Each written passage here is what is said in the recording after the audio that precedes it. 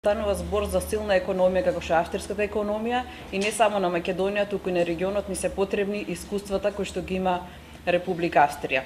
Неколку збора с бројките што кажуваат за размената. Значи во првиот квартал на 2014 година имаме зголемување на трговската размена за некаде околу 46,2%, односно таа изнесува 45 милиони американски долари.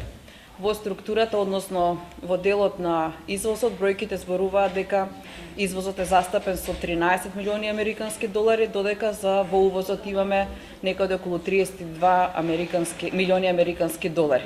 Значи имаме зголемување некаде приближно околу 50% и во делот на извозот и во делот на увозот во однос на кварталот, истиот квартал во 2013 година.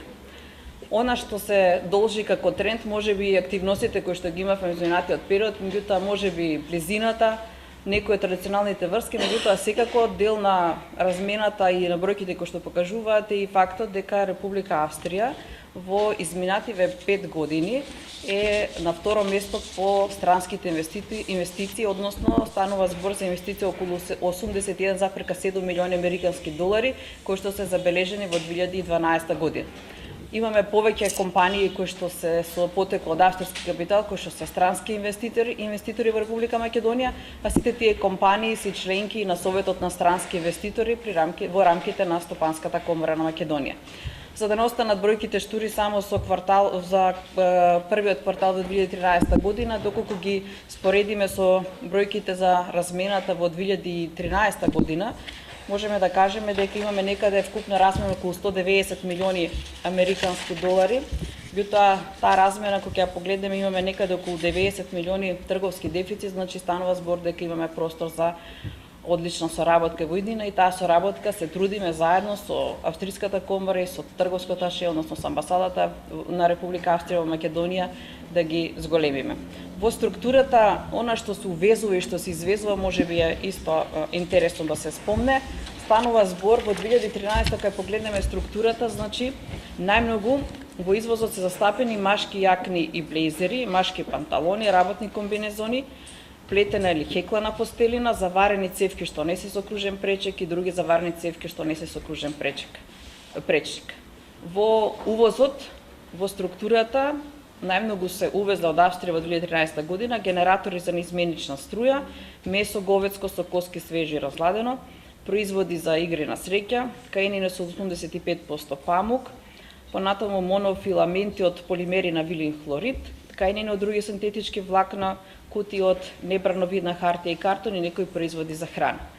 Нашата цел и нова пресконференција е преку спојување на компаниите од Република Македонија и Република Австрија оваа размена да ја зголемиме, се надеваме и некако да биде намален овој трговски дефицит кој што го имаме со Република Австрија. Мојата улога како представник на австриската деловна земјица во Република Македонија е да воспоставам контакти. Исто така би сакала да кажам дека ние имаме политика на отворени врати за сите фирми кои што се заинтересирани да соработка со австријски фирми. Проблемите зависат од секторот во кој што се вложува во Република Македонија. Австријските фирми се посилни во областа на услугите, значи што се однесува до банки и до осигурување, мора да се исполнат одредени стандарди, тука добро ни оди.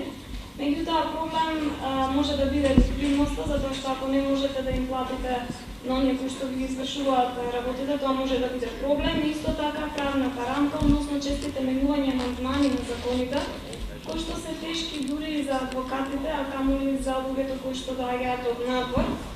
Тука пред се мислам на амандмани на законот за ДДВ или слични закони, односно се она што ја дестабилизира правната рамка и правната сигурност во земјата. Например, во врска со настанот утре, ние ќе презентираме машини и опрема за земјоделството, кои што се надеваме дека земјоделците да бидат заинтересирани да ги купат, меѓутоа свесни сме дека инвестирање во машини и во опрема може да биде многу скапо.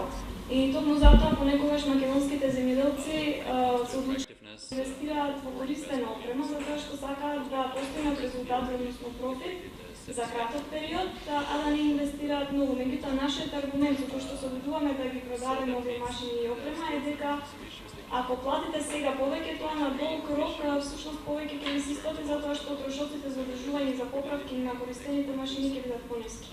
Додадам дека за прашањето за ликвидност ќе имаме струченци од Шпаркасе и од Стопанската комора на Македонија кои што ќе ги представат можностите за аплицирање за ИПАРД фондови, како и фондови кои што поддржуваат рурален развој. Сметам дека ова е многу важно за индустријата за преработка на храна и од оно што може до сега да видам, голем број од македонските фирми изразија и интерес да ги слушнат овие излагања на стручњаците.